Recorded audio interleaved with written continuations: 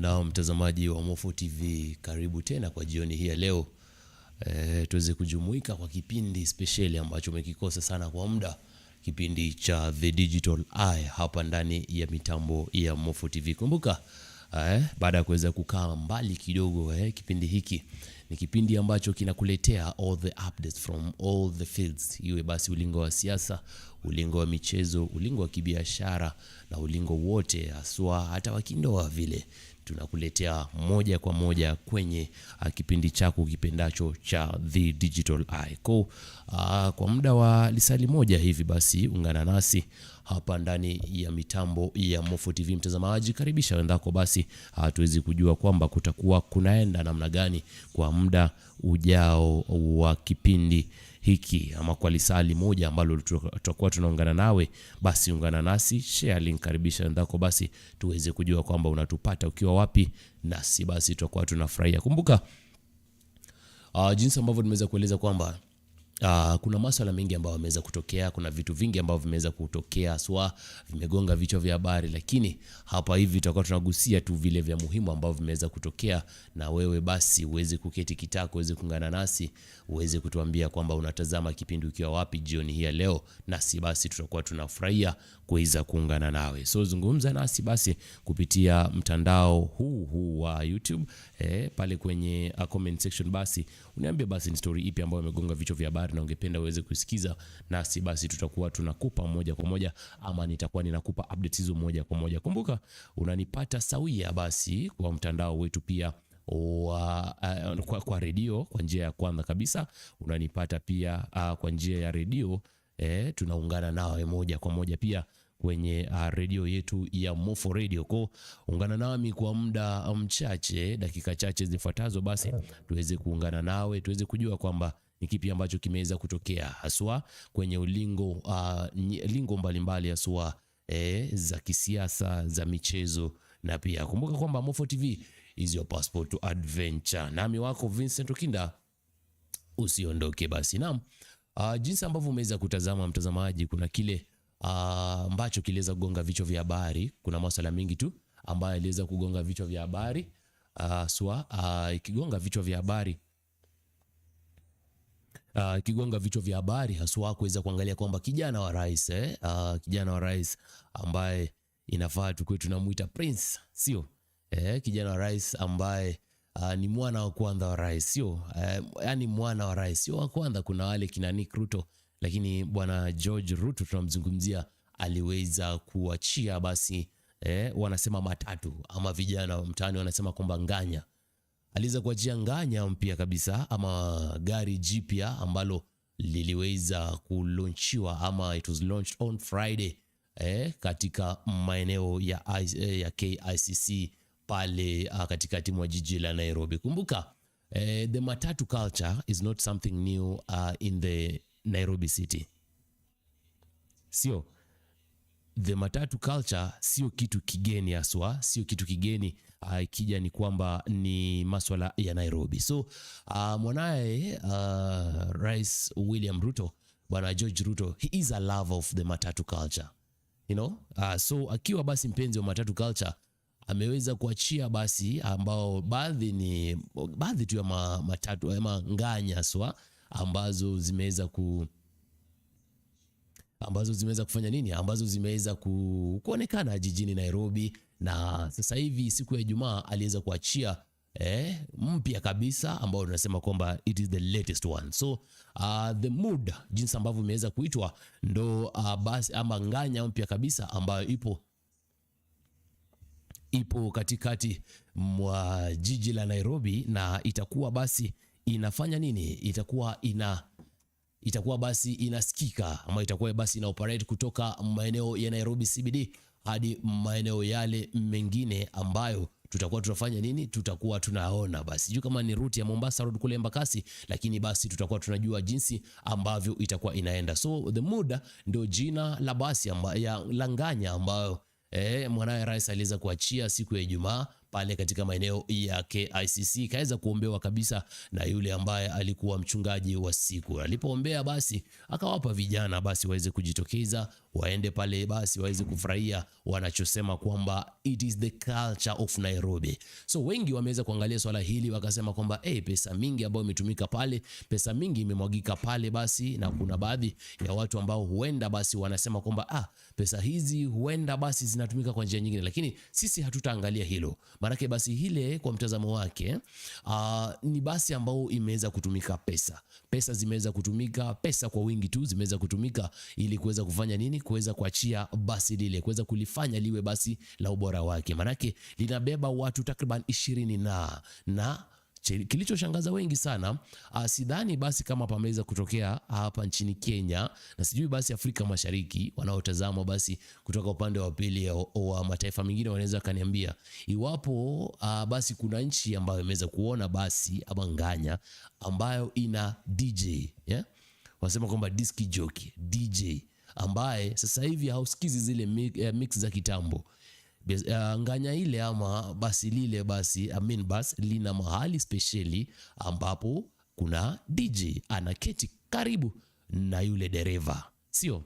Ukiangalia jinsi ambavyo mtazamo wake ulikuwa, pia ni basi ambalo unasema kwamba liliweza kukua pia tinted pale mbele, windscreen imeweza basi kufanyiwa tinting. So wengi walikuwa wanajiuliza kwamba yule ambaye ni dereva atakuwa anaona vipi mahali ambapo wanaelekea. Wengi walikuwa wanajiuliza maswali hayo, lakini yote 9-10 basi tunasubiri kuona basi iwapo basi limeanza kutumika na iwapo basi litakuwa linatumika kwa route gani. Wengi wanasubiria kuona, lakini cha mwisho wa siku ni kuangalia kwamba utaratibu unafuatiliwa vipi, utaratibu unaendelezwa vipi katika labda kuweza kuzingatia. Manake pia number plate inasemekana kwamba halina bado, sijui kama ni mpya ambalo bado halijaweza kufanya nini, halijaweza kupokea ile official number plate. Lakini wengi walikuwa wanaangalia basi wakasema kwamba iwapo basi atakuwa basi linatumika bila number plate, hatujui basi itakuwa namna gani. So sijui basi maoni yako binafsi ni yepi, na unaonaje basi, unachukulia vipi swala hili la kuweza kuona kwamba the matatu culture in Nairobi inapata labda nafasi nyingine, it is getting another new light, seeing that we're having a matatu that has capacity over 20 around minibus, of course, a capacity of around 20 people, and then of course it has a special place designed for DJ. Yaani DJ wakati ambapo mnaendeshwa mnakimbilia kwenye lile gari, basi DJ anaingia pale na yeye pia anawapatia live mix, sio recorded mix jinsi ambavyo tumezoea mara mingi sana katika haya mabasi ama the Nganya culture ya Nairobi. So wengi wameuliza maswali, wengi wakaachia basi maswali yao, lakini wewe nataka unieleze kwamba iwapo basi ni vizuri kuwa na DJ disc katika basi ama Nganya la yule ambaye ni kijana wa rais ama mwanawe rais, namzungumzia George Ruto. Nieleze basi unachukuliaje ujio wa Nganya hii. Naam, to another thing that really shocked Kenyans is how maybe these people turned up, the number of people that turned up to welcome the newest mood Nganya in Nairobi. You look at that mass that attended the official unveiling, it was much, it was huge, and people are like, have we just forgotten what happened? Tumesahau kile kitu ambacho labda kilikuwa kinatokea, kwamba tunaandamana kwamba baba yake George Ruto aende nyumbani, ambaye ni rais wa nchi ya Kenya, Daktari William Samoei Ruto. Tunaandamana kwamba labda uchumi umeweza kusonga juu, na ni kipi ambacho tumeweza kusahau? Tunasema kwamba labda huenda tumekisahau na tukaingia katika ile muda ya Nganya unveiling. Basi lenyewe linaitwa muda. Kiangalia viti ambavyo viko pale, approximately kulingana na wale ambao labda ni wadukuzi wa ndani kwa ndani, they will tell you like it has almost allegedly, of course, taken around good $1 million plus just to design one chair. One chair that is in that mood has taken around $1 million plus. That is allegedly, according to the online speculation. It has taken around around $1 million plus. So definitely it means like if we're having around 20 plus million, then we are having around 20 million figure that has been used to do what? To do the official tinting and pimping of that mood bus. So tell me in the comment section what you think that is this. People are so happy about the Nganya culture. Was it the mood to sway away the focus of the normal mwananchi? Ama how was it? And on the other side, tell me if it is right to have that loud music. Unaweza ukapanda gari ambalo unaona kwamba mziki wake uko juu zaidi. You are bordering this much. Let's say it's from town, Nairobi CBD, to either Embakasi or Kikuyu or Juja. And the music that is playing in that Nganya is so huge, is so loud. You know, how are people surviving in that? How are they going to survive in that? And to those who love it, how do you manage to cope up with this loud music? Tell me in the comment section. Tutakuwa basi tunasoma comments zako moja kwa moja hapa ndani ya Mofo TV. Mtazamaji, kumbuka kipindi ni The Digital Eye. Mimi wako Vincent Ukinda kwa niaba ya mwenzangu Jesse Julius na kuletea zile ambazo zimetokea moja kwa moja kutoka hapa katikati mwa jiji la Nairobi ndani ya mitambo mizima ya Mofo TV. Zungumza nami basi, niambie unanipata ukiwa wapi, basi unatazama kipindi ukiwa wapi, na uniambie kama basi the muda ama ile nganya ambayo iliweza kuachiliwa jijini Nairobi, if basi huenda ikasaidia kuweza kuona kwamba labda vijana wanapata sherehe. What is the essence of having the loud music, the disc jockey ndani ya basi? Is it a small club? Yeah, tell me in the comment section. I will be reading loud your comment. Pablito Jesse Julius, one of us here at Mofo TV, says that why would you need a DJ deck at the front? Ama hamtaki wale warembo ukaa hapo mbele wasichanganye dere? Is it a way to do away with those beautiful ladies that normally sit there at the front, of course, as the co-drivers, to help set the mood of the driver? Or I don't know. That is the question that is being asked by one of us here at Mofo TV, Jesse Julius, au kipenda Pablito Jesse Julius, kijana bila mazua. Now, to another story, of course. This is now the very recent story that we have seen. After the whole story of Albert Ojwang began. So, after the whole story of Albert Ojwang began, his arrest from Nyanza region, being transported all the way to Nairobi, being held at Central Police Station, of course, and having all those hard moments.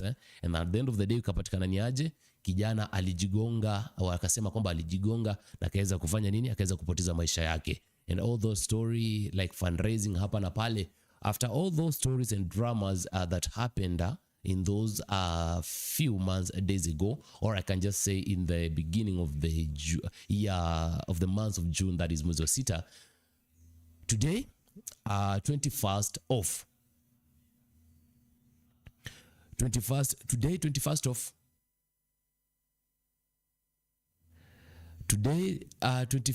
of July, inasemekana kwamba Deputy Inspector General, zungumzia Bwana Lagat, did not resign or did not step away. Sijui kama unanipata basi. It is being reported today that Deputy Inspector General, zungumzia Bwana Lagat, did not resign as people thought about it. But do you know what it happened? Here is the statement. Court documents show that Deputy Inspector General Eliud Lagat was on 18-day annual leave beginning June 16th and did not step aside. You understand? Acha nianze tena. Court documents, these are according to the court documents, of course, they're showing that a Deputy Inspector General, Deputy Inspector General, that is Lagata, was on an 18-day annual leave beginning June 16th. Kwanza alianza leave yake, annual leave ya 18 days beginning the 16th of June. And he did not step aside as it was reported. Sijui kama unanipata vizuri. The documents show that police IG Nganya approved the leave. That is what's popping this afternoon. I don't know if you were with us, if you're with us, of course, but that is what is popping up this afternoon. That Deputy Inspector General Lagat did not step aside. I mean, he was on 18-day annual leave, and of course, amefanya nini? Amerejea kazi inafaa ikuwe inaendelea. How do you take of this statement? Did the government just play with the normal mwananchi? Did the police service fail to give us the correct procedure of what was expected of Lagat? And who's fooling who? Was it just a way to cool the tempers in country? Because if at all he did not step aside, what is this that people did not realize? Tell me in the comment section basi, niambie kwenye comment section kile ambacho unahisi kwamba huenda basi ni nani anacheza na nani jioni hii ya leo, ambapo basi tunapata kwamba Deputy Inspector General did not resign. Haku resign, basi aliweza kukanyaga aliweza kwenda kwenye leave, na basi mambo hayo yameweza kujiweka wazi kulingana na court document jioni hii leo. Zungumza nami kwenye comment section basi uweze kuniambia iwapo basi unahisi kwamba ni nani ambaye anacheza na nani, na sidi itakuwa ninasoma ujumbe wako moja kwa moja, mtazamaji wangu. Zungumza pia uweze kukaribisha mwenzako, na pia uweze kunieleza unanipata ukiwa wapi jioni hii ya leo, nami nitakuwa ninasoma ujumbe wako moja kwa moja hapa kwenye mtandao wetu wa YouTube. Mtazamaji, kumbuka unatupata pia moja kwa moja kupitia Mofo Radio pale kwenye app yako ya Chrome, andika Zeno FM, alafu ukisha search Zeno FM ndani kule andika Mofo Radio, utakuwa basi unaipata moja kwa moja hapa jijini Nairobi na hata katika maeneo mbalimbali ya dunia, manake Mofo TV is your passport to adventure. Kwa zungumza nami basi nieleze unahisije basi kurejea kazini kwake Deputy Inspector General Bwana Lagat, ambaye ameweza kurejea kwenye kazi yake moja kwa moja, na hakuenda labda hakukanyaga kando, ila basi aliweza kufanya nini? Aliweza kuenda tu labda kupumzika kulingana na zile document ambazo zimeweza kujitokeza. Mtazamaji wangu, zungumza nami nitaweza kusoma ujumbe wako moja kwa moja ambao basi utakuwa unaachia hapa. Naam, kwenye ulingo huo basi wa siasa kidogo tuingie, manake former deputy president, zungumzia Rigathi Gachagua, amesema kwamba yeye ndiye kiongozi wa upinzani. He's the leading opposition contender for the 2027 presidency. Unahisije? What do you feel of Rigathi Gachagua, him declaring himself as the very best candidate for 2027? Is he eligible to vie for the next to vie in the next presidential election? Ama basi itakuwa ni stories za jaba tu, and maybe constitution might not favor him or might not be on his side or give him a leeway. So tell me in the comment section if at all you think Rigathi Gachagua is the next man to watch when it comes to 2027. He has said this while on his trip akiwa kule majuu jamani. Statement yake imesoma hivi: I am a front runner and I think I have the best chances to be the president, but I want to give you a commitment that if the formula does not favor me to send President William Ruto home, I will sacrifice my ambition to support whoever the system favors. So whoever the system favors, huenda basi anazungumza kulingana na ile opposition ambayo wako nayo yeye pamoja na mwenzake Kalonzo Musyoka pamoja na yule ambaye ni Fred Matiang'i, zungumzia yule wa Jean Wamalwa, George Natembea, Cleophas Malala pamoja na viongozi wengine wengi ambao wameweza kuungana nao. So bwana Rigathi ameweza kusema kwamba ni aje, I am the best suit when it comes to 2027 and people should expect him, and if at all the system will not favor him, he will be supporting whoever the system will be supporting. So hayo ndio maneno ya alikuwa naibu wa rais mdogo wa rais basi zungumzia bwana Rigathi Gachagua, ambaye amezungumza haya akiwa kule katika maeneo ya United States. Pande mwingine Okiya Omtatah says that he is the last hope for 2027. Sio?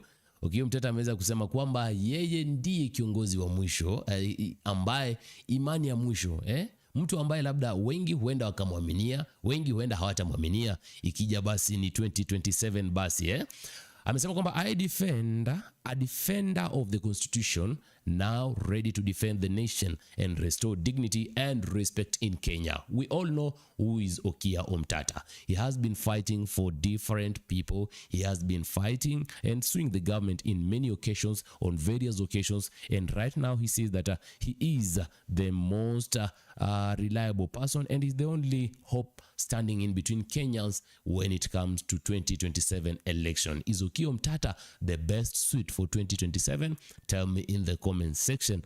I will be reading your comment loud and clear. On the other side, Pia, I don't know if this is social, is a bit of out of political or maybe sporty world. So, Kakamega man kills father.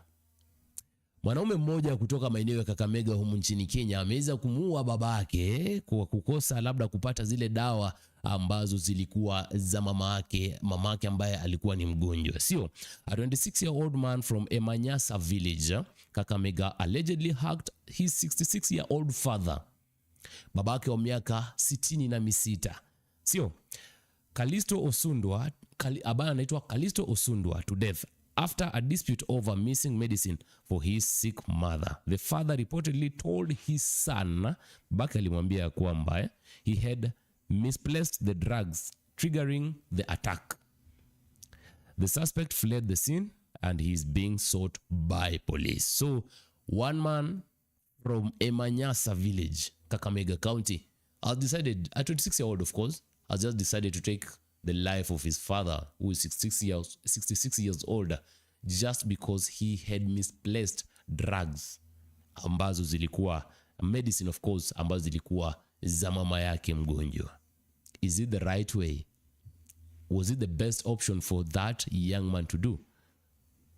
And how are we heading? Where are we heading? If at all, we'll be having all these squabbles here and there. Tell me in the comment section. I will be reading your view. I'll be reading your comment live. And of course, who forgets how Kenyans are very much united? Ni nani ambaye huenda basi akasahau jinsi ambavyo Wakenya huungana siku zote, mtazamaji? Manake basi ikija ni swala la international. When it comes to an international issue, Kenyans are very much united. Kenyans hold together. Kenyans love each other. Nobody should lie to you that we are this united.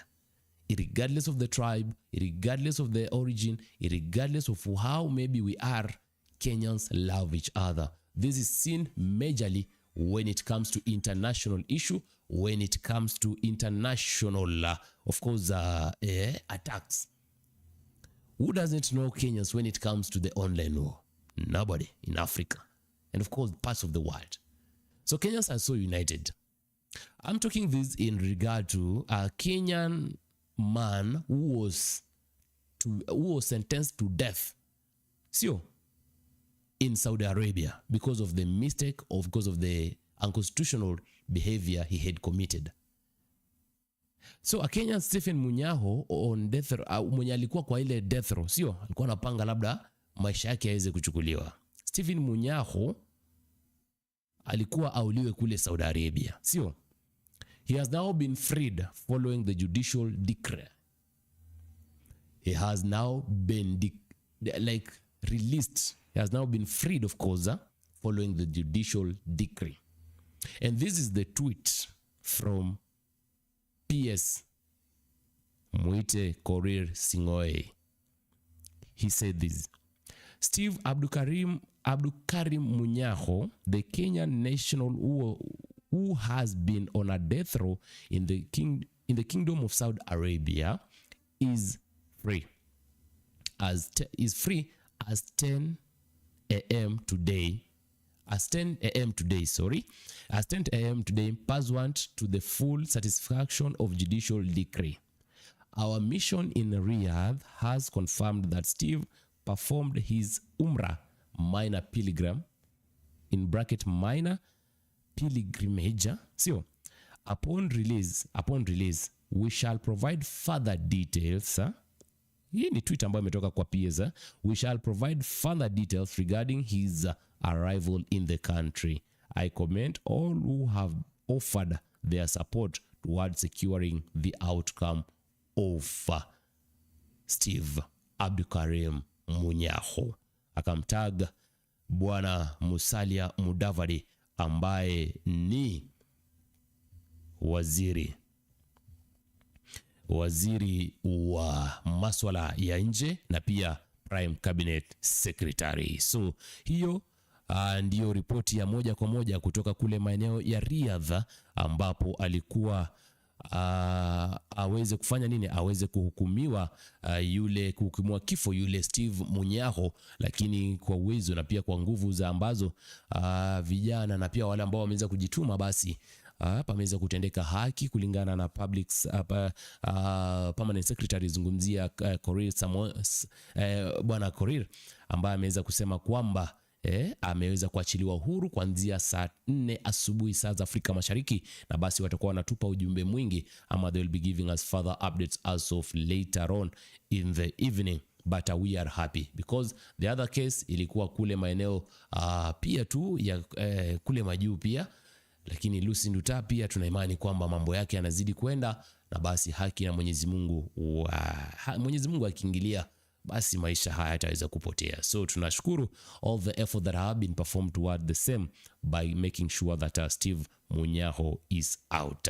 And of late, I don't know what has been happening. Of course, you find out like there has been a lot of issues concerning the schools. Our schools have been here on there. Imekuwa ni wakati wa school games. We don't deny that. School games, when it comes to that, there is a lot of focus in the Western and Nyanda region, and of course some parts of Central and Kule Coastal region, because people love sports and parents love to see their children participating in these games. So they get, and these games attract a lot of and a huge of following and participations, of course. So tumeona like to some school, of course, principal and student not agreeing, because maybe some principal wanataka like watoto wafanye nini, they should lose some games, go back to class and make the grade. But students want to engage in this co-curricular activity. They want to make sure that they are participating. They want to make sure that they are winning something at the end of the day.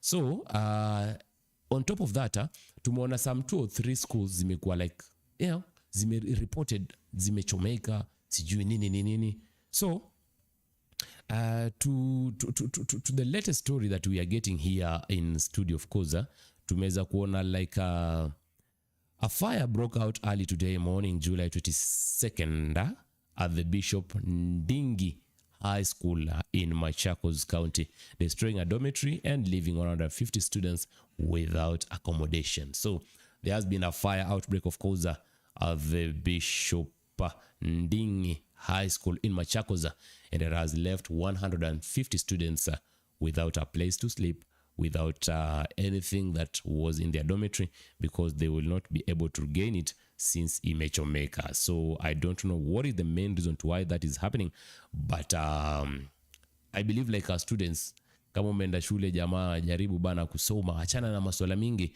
because all these unclassy engagement and involvement, you may just cause problems that are not supposed to be encountered anytime, anywhere. So tell me in the comment section, what do you think that is happening, is not happening in our schools right now? Are students tired, or are they just trying to communicate? And of course, who might be these that might also be taking part in making sure that bringing down a whole dormitory, that parents and government have used their resources and of course big amount of money to bringing up one of them, it is not something good.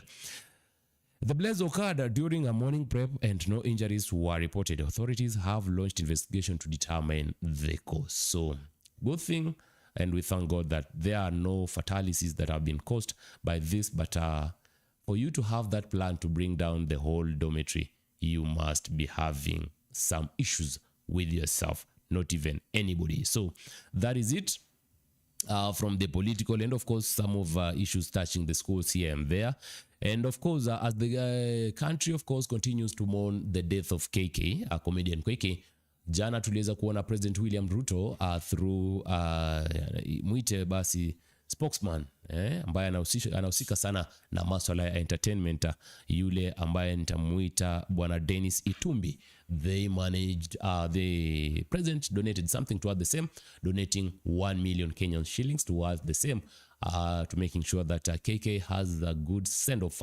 And of course ile walikuwa wamekutana different content creators, pia other people came, other comedians came, and they had a successful meeting, and they managed to raise a good amount of money that will make sure that a comedian KK has some good send-off when his burial day is officially made clear. So president aliweza kukam through jana na mita moja akaweza kuwapa wale ambao ni familia ya comedian KK ambaye atakuwa anazikwa baadaye kadri tutakavyokuwa tunatangaziwa. So don't know what is your take towards that, because the Kenyans have come out so clearly and also trying to show both positive and negative feedbacks, but we try to maintain our stand that we are just relaying information to you, and you are the one to make sure that you are judging from where you are sitting from. So that is it, and think tunapata kujua kwamba ni kipi ambacho kitakuwa kinatokea na basi atakuwa anazikwa lini. So hayo ndio ambayo ameweza kutokea kwenye mitandao. Just maybe to add on, a lot of people pia have also come out to make sure that they are criticizing whatever Kimani Ichung'wah, the MP for Kikuyu, had said yesterday in relation to former Deputy Rigathi Gachagwa's wife, Pastor Dorcas. Kuna semi ambazo Kimani Ichung'wah tutaziweka hapa kwa sasa hivi, lakini aliweza kuziweka wazi na Wakenya basi waliweza kuhisi kwamba labda huenda we have elected politicians who are bending so low to an extent like you are going to attack a person who seems to be very innocent in line of your duty. Because kiweza kuangalia kama iwapo basi mwanasiasa atamshambulia mwanasiasa mwenza, basi litakuwa ni swala la kueleweka. Lakini iwapo basi mwanasiasa utawacha na uweze kufanya nini, uweze kumuingilia basi mtu ambaye hausiki na kile kitu ambacho unafanya, basi itakuwa ni jambo ambalo halifurahishi. So jana basi Wakenya waliweza kujitokeza, wakaweza kulaani na kukashifu vikali yale matamshi ya Kimani Ichung'wah, kinara wa viongozi ama majority leader, sio wabunge, akaweza kusema kwamba sio vizuri kuweza kumuingilia yule mtu ambaye labda hausiki na kile kitu ambacho unafanya.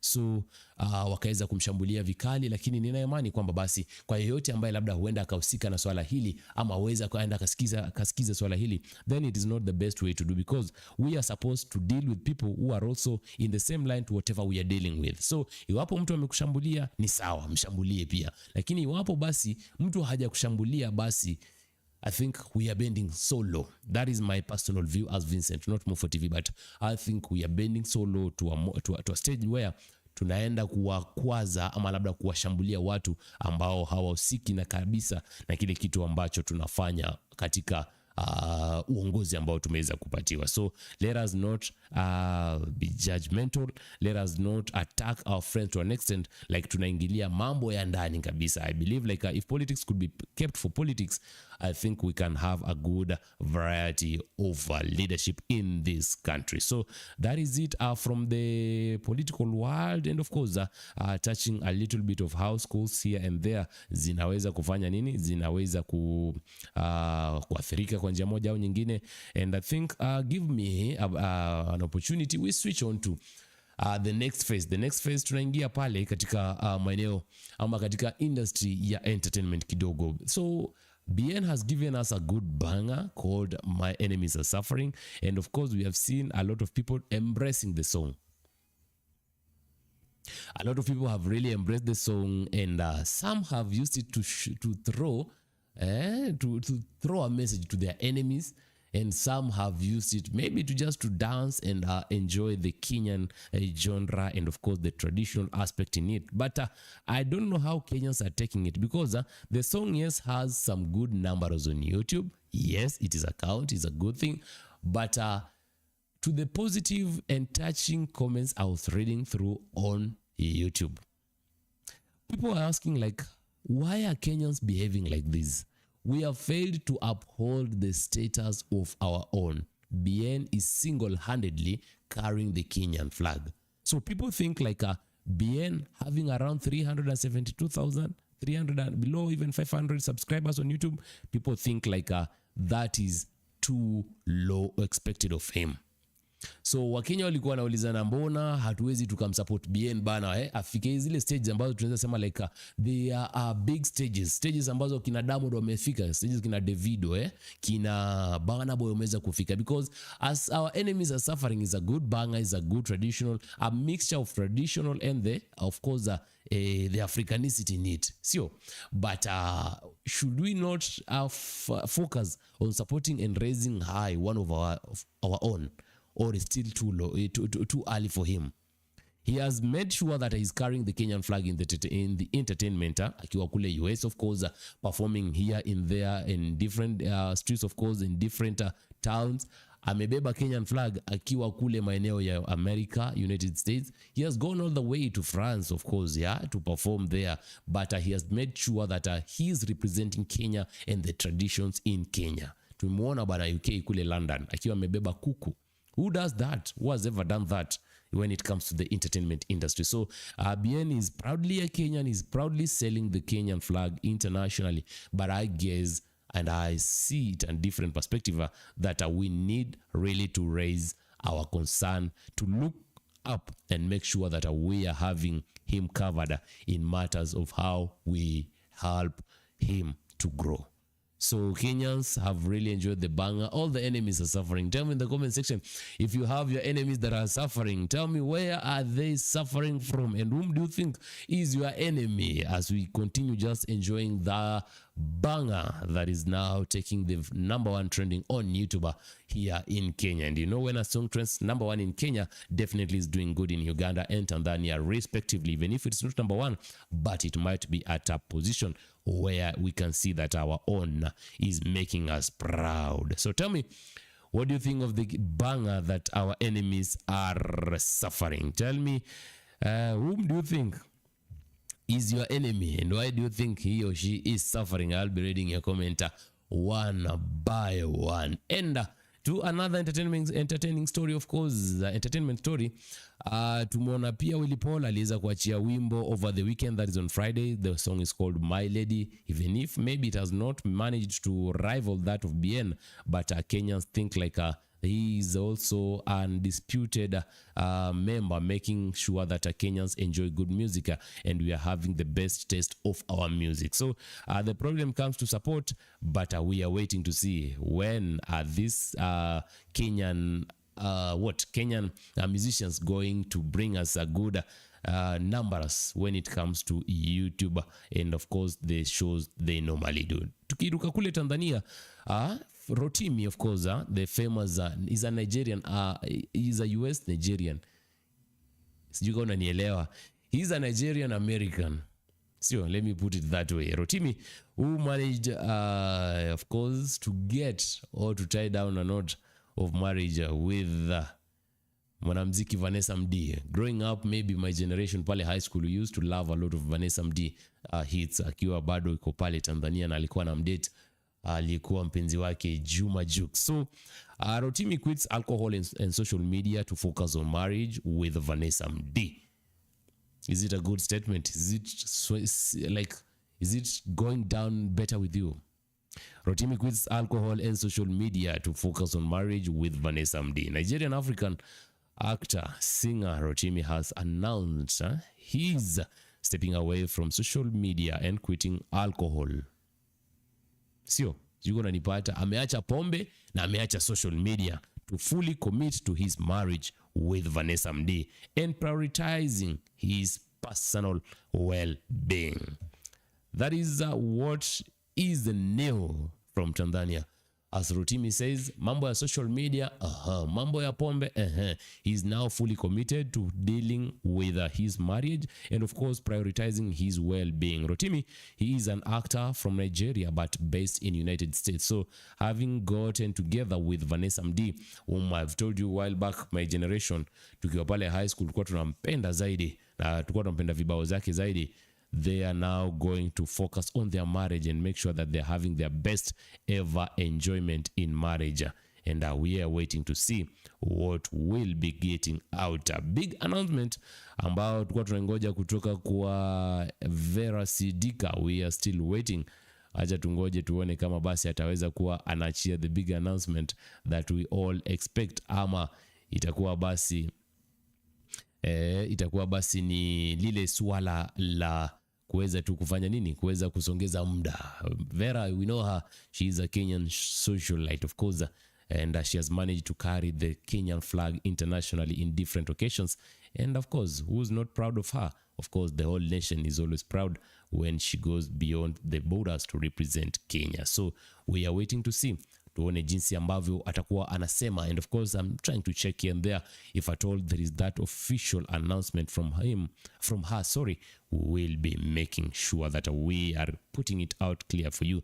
Colonel Mustafa reflects on regrets, says he overdid pleasure and lost body count at 108. Colonel Mustafa, of course, is a Kenyan entertainer, of course, He's a Kenyan entertainer. Wengi watasema kwamba he's a musician. Yes, he is. So amesema like he regrets kwa kukula ujana wake sana. Alienjoy raha, starehe akaziweza kuzienjoy, and he regrets those days having lost his body count at 108. I don't know. Are you getting this clearly?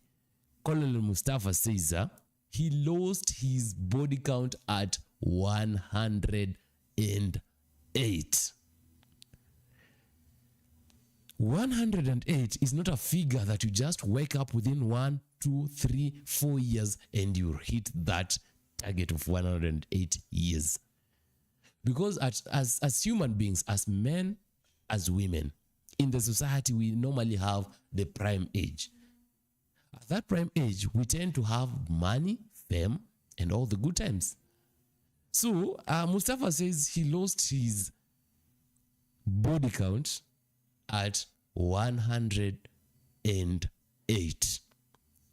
Yani from 1, 2, 3, 4, 5, 6 until 108, hapo ndo Colonel Mustafa alipoteza body count yake. He stopped counting it from there. I don't know where are you. I don't know if you're watching this. Where are you now? According to the statistics, tell me, where are you right now? Mustafa says when it hit 108, he stopped counting his body count. Body count, to those who don't know, I don't know if I can try and bring it out in a clear language. But when I talk about body count, many people maybe who are urban based, they might know about it. So, those people who are urban, when I talk about body count, according maybe to the official recommended and prescribed, body count has two main meanings. So, the first, it can refer to the number of people killed in a conflict. So, the number of people who are killed in a conflict, in an accident, and in an event. Maybe there was a stampede somewhere and people were like, trying to get, maybe if it's a stadium, so people be like trying to make their way into the stadium, but some may not make it, because you understand when it comes to the issue of congestion here and there. But then that is not what Colonel Mustafa was likely talking about in one of the interviews. The second meaning of body counter, the second other meaning of body count, inasemaje, and more recently it is used as slang, particularly amongst the young people, to refer to the number of sexual partners someone has had. That is now to the according to the slang that is maybe intended to be understood, that Colonel Mustafa was talking about that. So he says like he stopped counting his body count at 108. So I don't know, when did you stop counting your body count? At what age, regardless of how many age you are, at what stage did you stop having your body count? Because people be like, nini. So I've seen a lot of people who came out yesterday to react on the same. Wanasema it is not all about how you roam around as a young man. It's not all about how you roam around as a young woman, as a young lady. But it is what you are gaining. Sijui kama unanipata vizuri. Some have came out to confess. Because in the young age, we as human beings, we tend to think like everything is okay. So, but to the same side that you think everything is okay, there are effects. When there are effects, of course, tunakujanga kuzipata, like the repercussion, we get up with them tukiwa tumezeeka. So Colonel Mustafa alisema like, mimi niliacha kucount ikiwa 108. Manake starehe ilikuwa nyingi. Kila weekendi ningekuwa na huyu akitoka Saturday, huyu mwingine basi anaingia siku ya Jumapili. Sio, it is the trend in town. And then ikifika pale like maybe hapo midweek pia bado haujahesabu, wende utapatana na 1 or 2. Because when you're having this entertainment like as your occupation or as your career, you don't report to work. Okay, most of the time, some have discipline. They attend work Monday to Friday, but they go to their studios Monday to Friday. But others utapata like maybe they're doing it during their free time. So when Colonel Mustafa says like 108 ndio ikifika aliacha kucount, then we don't know what followed. Sijui kama unanielewa.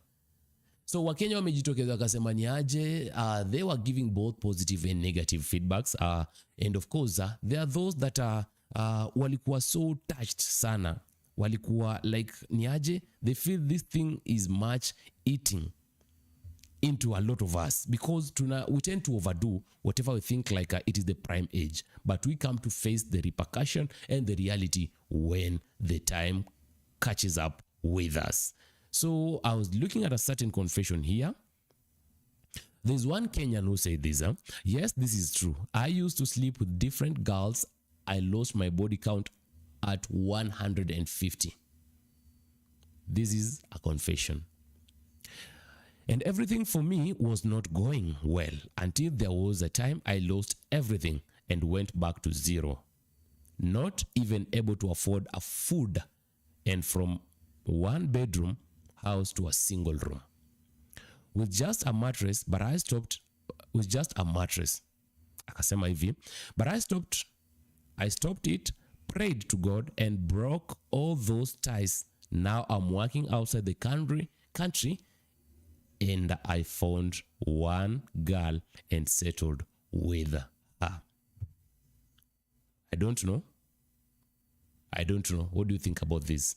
Another confession goes, watu hufikiria sleeping around is a flex until you ujue soul tie is a thing. Huyu amebeba malaana na magonjwa generational za hao madem. People should be very conscious of who they marry and have kids with. This is a revelation that somebody has also came out to give. And of course, there's this one. Mwenye alikuja akasema yo mambo ya soul tie bana hakuna. Akasema mimi I think it's about time tuache hii ufala, I think ufala sidio? Ufala mingi kama wa Afrika. He says like we should like do away with those maybe myth as Africans. At his soul tie, sasa look at wazungu celebrities. How many people have they slept with? Na mbona hizi soul ties huwa haziwa affect? Akaendelea akasema hivi, people of them, most of them that have actually fallen, it's due to bad financial decision. Nasema kwamba wewe kama unaamini kwa soul tie, basi it is because just you have some poor planning when it comes to financial aspect. Huku Kenya mtu akikosa financial literacy, a fall from grace to grass, mnaanza kuwekelea mapepo. Though story ya Mustafa ni tofauti, since we remember the mom situation, but let's be real, hii mambo ya soul tie is a hoax propagated by blah blah blah. There's a word there I won't read. Who always believe in everything. Jumbona soul tie huwa haziaffect wazungu, ama spirits work only in Africa. That is what one of the people, or one of the social media users also came out to say. Akasema like afanye nini, wacha aweze kusema, akasema kwamba he's disputing this aspect of the soul tie, sio?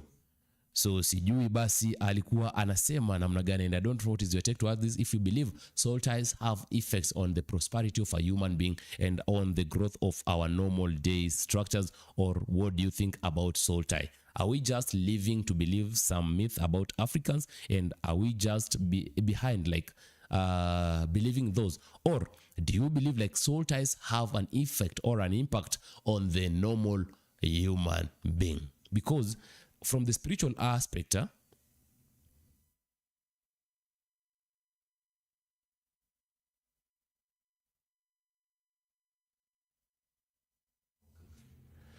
so from the believer, from the spiritual way of it, it is this way.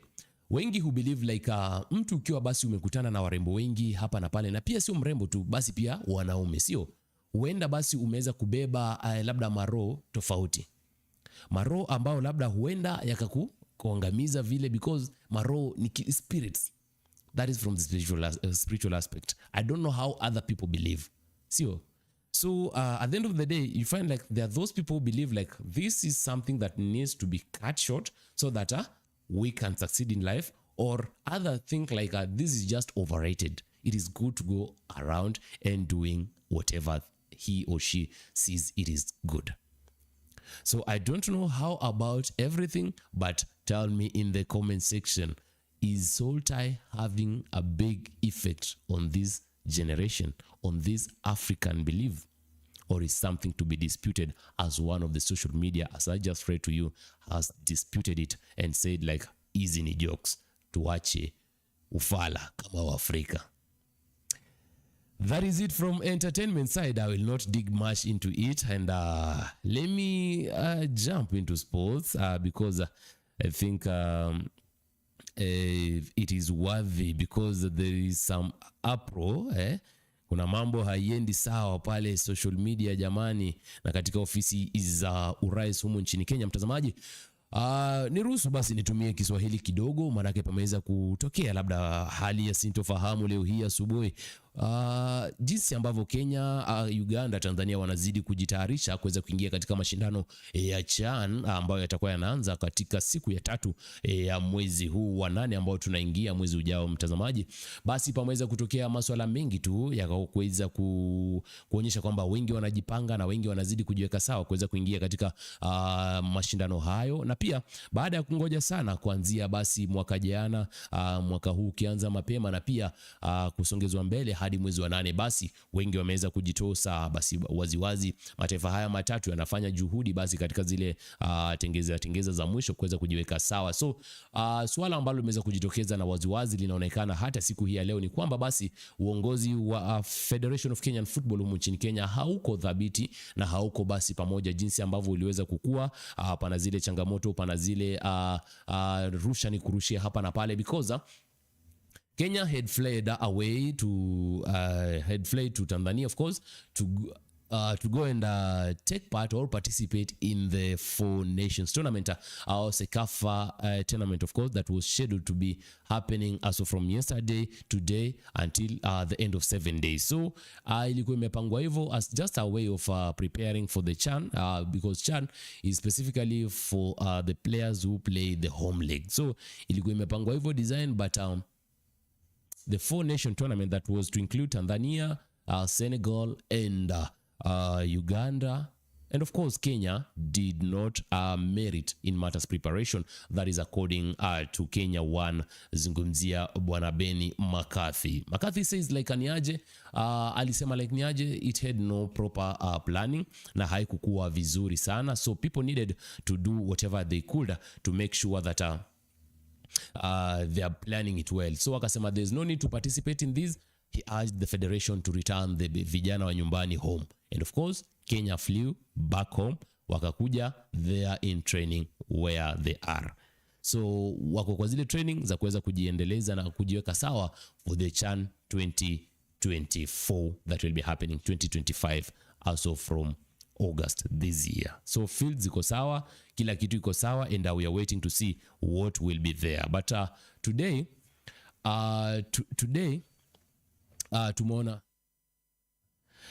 tumeona vitu zimeweza kujitokeza ambazo labda sio vitu ambavyo tunasema kwamba labda ni vitu vizuri, maana ukiweza kuangalia kwamba kuna mvurugano fulani hivi ambao umeweza kujitokeza katikati uongozi wa federation, because unapata like Hussein Mohamed akiwa pamoja na McDonald Mariga, they are the one who are expected to show the leadership. Sio, they are the one expected to show the leadership for the Kenyan football to give us a good of course good run for their next 4 years they are in office. They got into office last year mwezi wa 12 samahani, 7th December, but since there things seems not to be working as expected. They were very together as team Fresh Start, but they did not manage to have that good run ya to make sure that they are giving us a good difference when it comes to the Kenyan football. So whatever the news you have seen today, there is a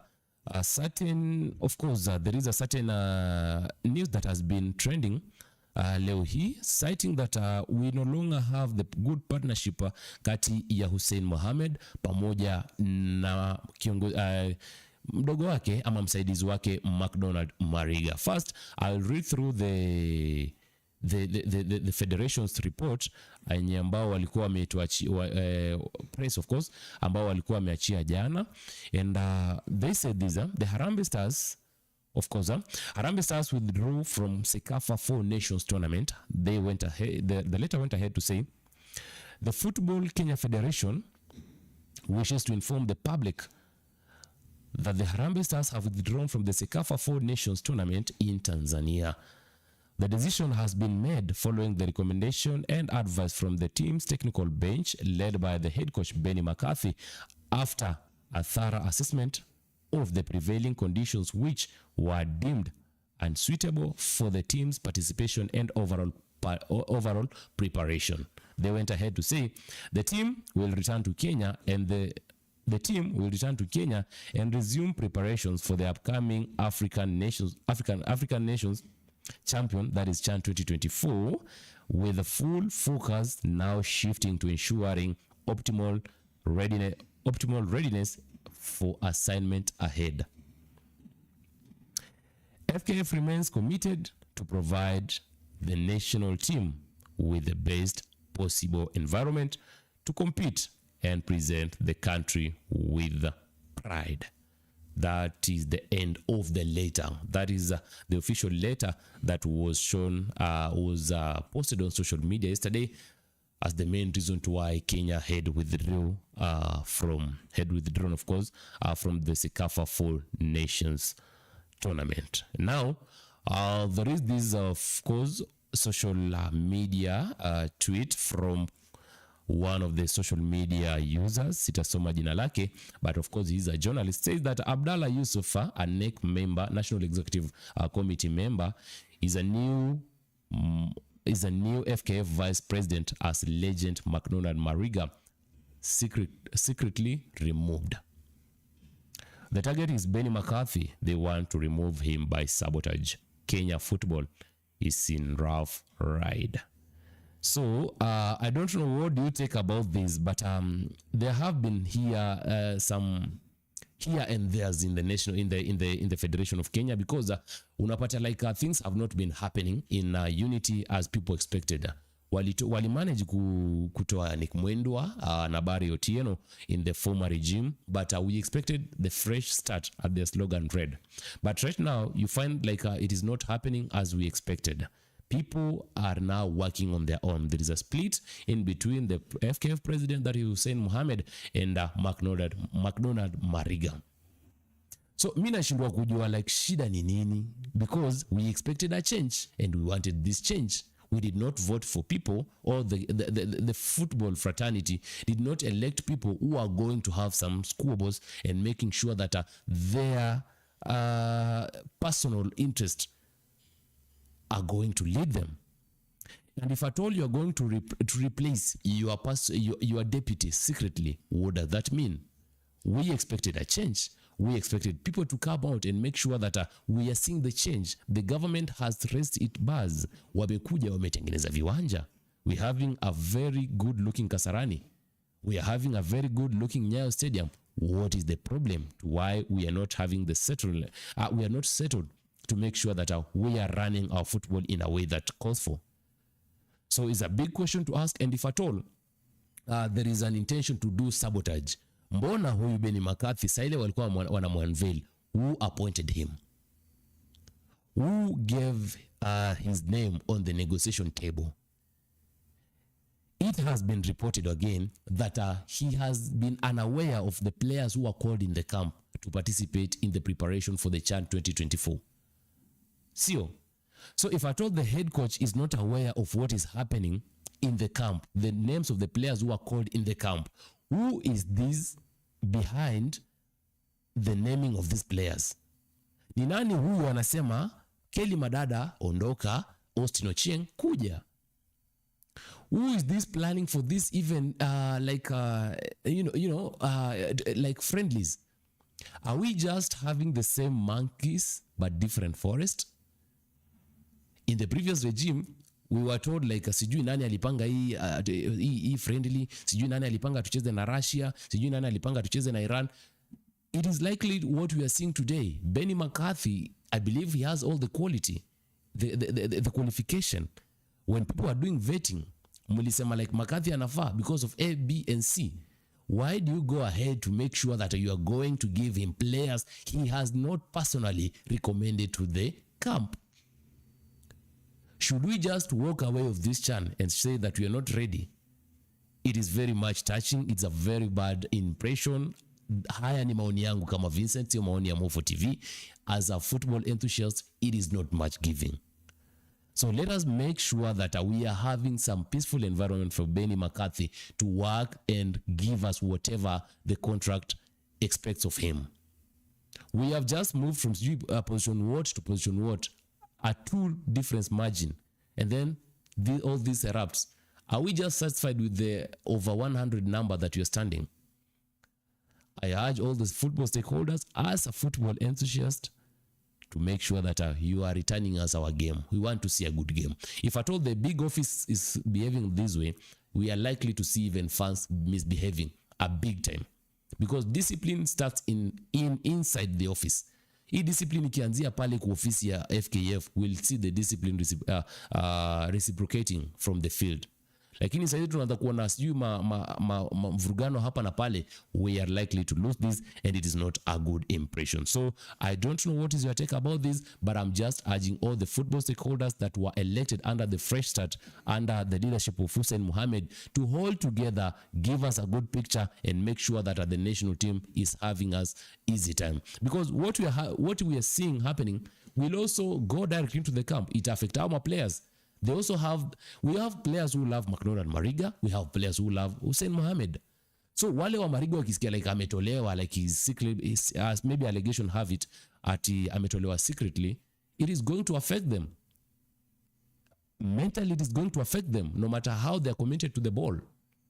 So I urge it, like with all due respect, as a football enthusiast, as a football fan, let us have a good decorum and make sure that we are returning our game to where we expected. Sa ile gava imejaribu kidogo, imeraise mkono, imetengeneza viwanja, let us not stay aside and think like we have already reached. The 4-year journey has just begun. Hata hatujamaliza mwaka moja, and this is the impression we are having. If it is very hard to work together, announce publicly that you are parting so that we can have an easy time and make sure that our ball, our football lives to expectations. So that is it. What has been trending this Tuesday, of course, on 22nd, because tumeona like also news zinatuletea like they are just worrying. Of course, they're just not giving us a good impression. So kama tutaanza kuvurugana hivi, what is the local organizing committee chairman Mr. Musonye, what will he say of us? In 2018 he said Kenyans don't love football, we just love sitting into bar and kukunywa beer and watching just football, maybe international football on tellies. But the government has tried. Why is the federation trying to fail us? Government imeripea Nyayo, imeripea Kasarani, si ndio? Na saizi wanakujengea Talanta. Ukiangalia Police Sacco Stadium is also under some good renovation. Ulinzi Complex is there. At least we are having some good variety, even if it is just Nairobi based. But this is the high time the federation needs to pull together to make sure they are attracting sponsors, more sponsors, to pull together to make sure that players wataelewa kama hakuna pesa na wataelewa kama kuna pesa, to make sure that those players that team that wins the Premier League gets money. So how will they get money if at all Mariga has some good connection with some sponsors, or Hussein has some good sponsors with some connection with some sponsors, but they can't work together due to some personal differences? Tuache ujinga, tuache ubombo, tusongeze mpira yetu pamoja, because those people who are looking kwa hii game to feed them, it is what matters. What matters, it is the number of people behind the game, not your personal interest. Hayo ni maoni yangu kama Vincent Ukina, mtazamaji.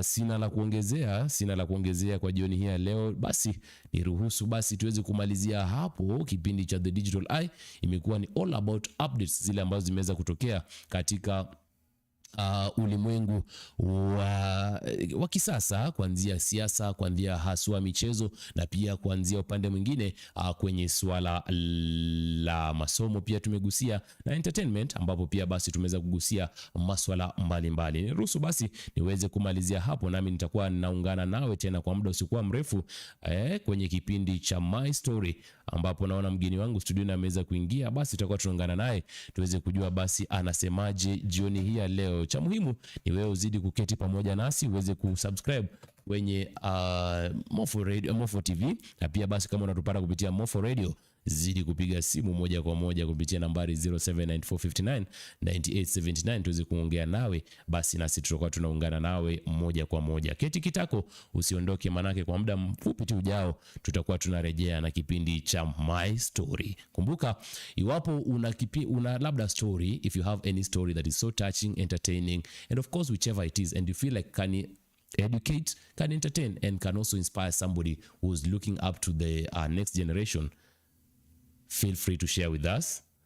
Fika pale basi katika mtandao wetu wa Facebook, basi DM pale inbox, na tutakuwa tunaweza kuzungumza nawe moja kwa moja kwenye comment section. Basi tutag hapo hivyo chini, tutakuwa basi pia nawe tunazungumza nawe moja kwa moja. Na pia unaweza ukachia basi ujumbe kupitia mtandao wa WhatsApp nambari ya 0794599879. So kama wapo basi una story yoyote ambao huenda ikafurahisha, huenda basi ikamfunza yoyote jambo, an inspiring story, an educative story, of course feel free to share with us, because Mofo TV is your passport to adventure. Kwa dakika zisizozidi labda 30 hivi nitakuwa narejea na mgeni wangu chini ya kipindi cha My Story. Usikose, usiondoke, manake Mofo TV is your passport to adventure. Nimekuwa wako Vincent Okinda chini ya usimamizi mkubwa wa vituo vyetu hapa jijini Nairobi, producer bwana Silas Aboge, tukiwa pamoja na Collins. Basi usiondoke, tunarejea kwa muda usikuwa mrefu.